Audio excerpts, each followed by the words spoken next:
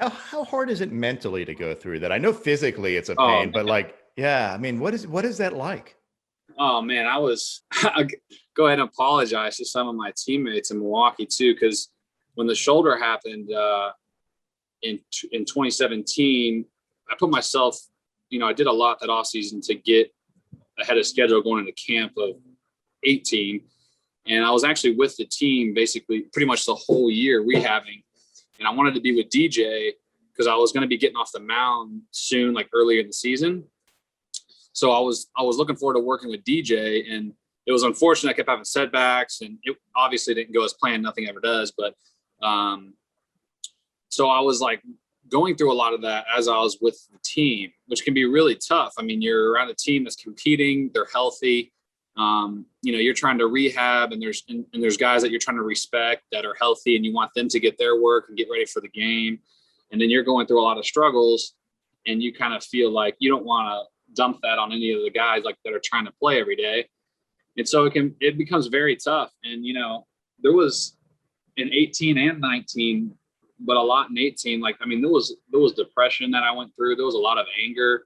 And I know that in this game, there's probably a lot of guys that have gone through that, and you start asking a lot of questions, and, you go down some pretty toxic holes, and it's like quicksand, with some of the stuff that goes through your head and the negativity. And, you start asking, why me? Like, really, from a slide into a bag, all this happened? Like, am I ever gonna be the same? Yada, yada, yada. And it can be a slippery slope, and that affects your family as well. And, I know that I was never really present during a lot of that rehab, and I feel bad now that I'm out of the back end of it, because I know I was a lot worse teammate than I wanted to be. There's a lot of times I would just shut myself off. I'd be super angry all the time with my headphones in, or just, a dark cloud. And, I was trying everything I could. You try reading, writing, meditation stuff. You try talking to people. You try, anything. We tried everything, and it was really tough. But, once, and some of it too in 19 with the elbow, like once the elbow happened, I get through the shoulder, and, I have a couple of weeks there where I'm like, yeah, I'm through it, and then boom, gets hit again with the elbow. So it's almost like a, here we go again type thing, and so it gets really frustrating, because then, and it just wears on you and your family. And, I know there's guys in this game that probably don't say much about it, but or just people in general, not just in baseball, but people in general.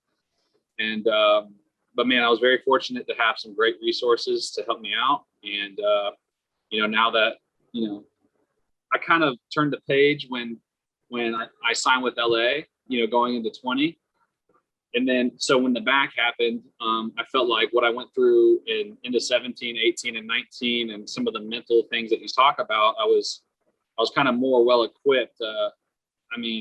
I had felt like I hit like rock bottom like multiple times with all of it. And people are like, oh, you're a professional athlete. Oh, but, this money, that money. Like, dude, I said it multiple times. I was like, I would have given up every cent to my name to have never slid in that bag.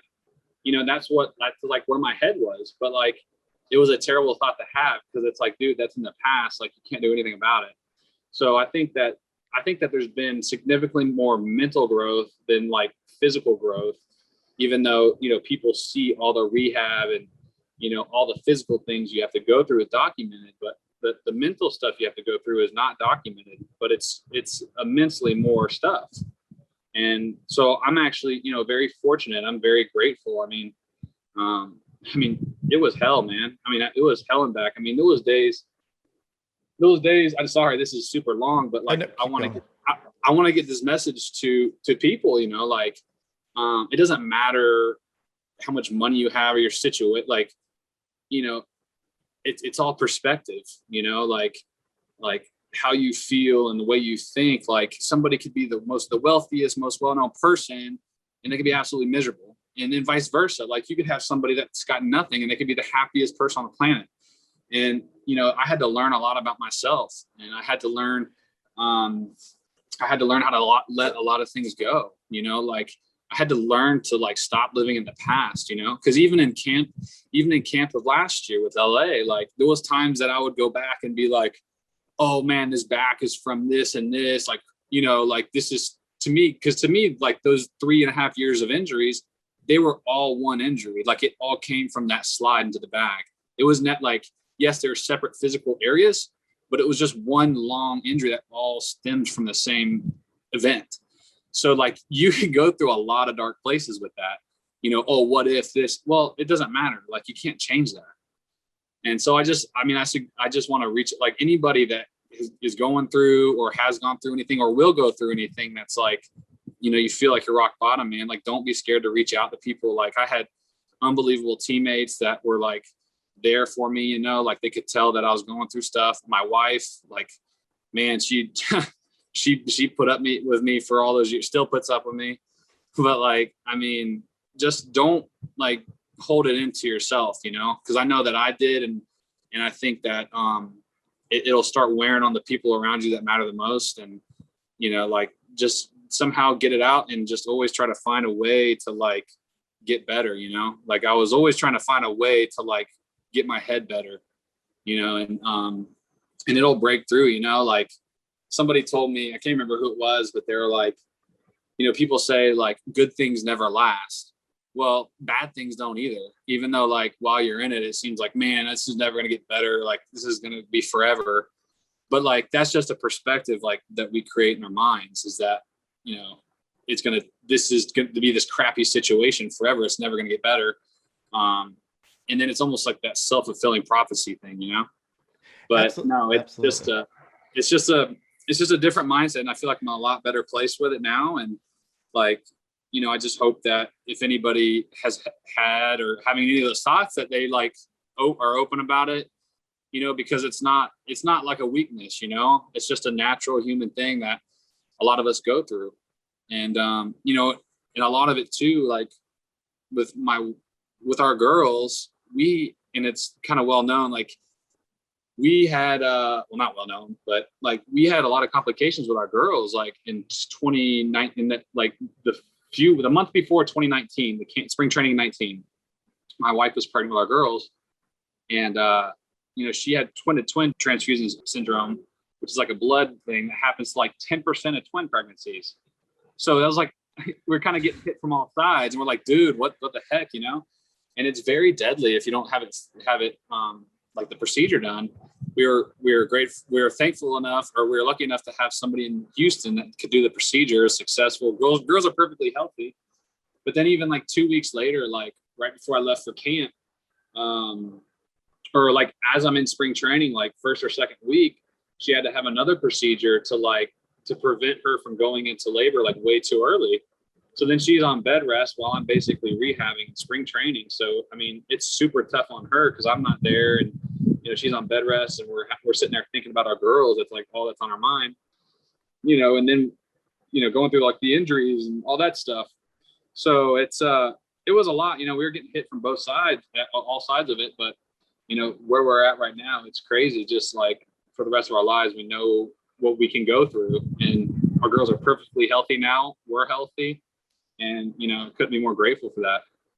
How did you end up putting everything in perspective, changing your perspective of things? Well, one big shift was like when, for the longest time, I was always like, man, I want to be with one team my whole career with Milwaukee, you know, because I was with them for my whole career at that point up until last year. And things they've done for me, like I'm incredibly grateful for them and thankful to all they've done. And then it didn't work out at the end of 2019. And so when the Dodgers signed me and reached out, it was almost like, you know, all the things I've been fighting for in 19 and trying to throw through, it was like, you know, and all the mental stuff I was telling you I was going through, and like I had a plan in my head how it was going to happen. It didn't happen that way, but it turned out for the better, you know. And like I never during that year would have imagined like I'm going to get released or whatever and be picked up by the Dodgers, right? And then be connected with this like incredible strength and conditioning staff, incredible medical staff, coaching staff, etc. And like it's just like, we don't know that plan until it happens. So it's almost like you drive yourself crazy by trying to like make your own plan. Right. So it's just like, that was a big shift. And then like through the back stuff, the back rehab was a lot more cut and dry than the shoulder and the elbow. So it was a little easier for me to process and do. It was just a lot of time off. So that was really tough for me. But then like the actual rehab part of it, when I started back up, it was just like, it was like, I was fortunate to not have many, if any, setbacks. It was more so I had a lot of people pulling the reins back on me because I was just so anxious to get going. And, it's gone really well since then. And then just the realization of all these things and how much stress, like, that we bring on ourselves, and it's all brought on ourselves, like the things that we can control and not control. They talk about that in baseball all the time. That's like what it's like in life too, Absolutely. So that was the realization. So, Well, also having the girls, having my girls, I was like, look, I can't be like this when my girls are born. I can't be this angry, sad, like miserable, living in the past person, So I knew I had to change. I knew things had to change for the better. you know what people don't get, and you touched on it. It's when they assume you're successful, you're a professional athlete, so your life is awesome.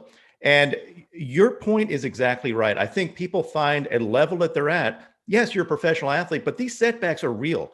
These drops from being here to here are huge, where somebody may be here and they drop a little bit, but they're able to deal with it because they've never had.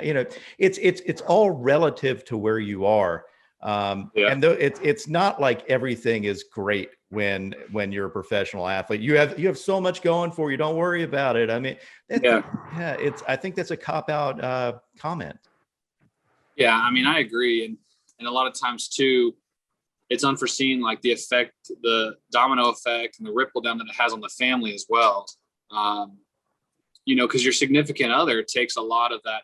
No, I mean, they take as much of it as you do. They see you upset. They see you in that mindset on a daily basis. And like a lot of times, no matter what they say or do, whenever you are truly like depressed or like you're like really angry all the time, it's hard to come out of that. And so like it can be really tough for your significant other. So I mean, my wife Melissa was a huge part of helping me out. And like, there's people that I don't know if I would have been in such a good place now without, and she's definitely one of them. That's awesome. Well, I mean, that's a fantastic story. And I'm so happy that you shared it, because I don't think people understand what that's like. And I mean, it's actually one of the reasons why I like staying in touch with anybody going through an injury, just through DMs or whatever, because I have a feeling that this happens. I didn't know it for sure, but I know that everybody struggles with something. And if I can be that guy, or if anybody should be that person, like it's just, just help out and be an ear. Exactly. I mean, you have an unbelievable platform and you've done an incredible job with it, with the game, growing the game. But there's also things like this that on a more personal level, that I know me as a player, like my stats are never going to be what my goals were at the beginning of my career. Right. But like, if there's anything I could help, anybody out with baseball wise, that's great. But even more so, if like somebody can learn from somebody else's story and like grow mentally or as a person, or like in a relationship, and like make their life genuinely better, like that's worth more than anything in the baseball. Totally. So I was talking to Lance McCullers the other day. He said kind of the same thing, that any of his friends, anybody, actually, even if he doesn't really know them and they're going through an injury, he will reach out to them because he knows how hard it is to go through that process, and how much you miss the game and how much you miss life things and just the pressure on you. Like, it's amazing. It is. It's a lot. And for a lot of us, another big part of, turning the page for me was like, I mean, we really do as big league players, a lot of times, this is what we've done our whole life, and so it's very easy to put your identity in the game, and you put your self-worth in the game. And whenever you're injured and you're not playing, like you feel like you're not worth it. Like you feel like you don't have any self-worth if you're injured, because you're literally not playing. Like they're not getting a value. You're not getting any value out of you. Right.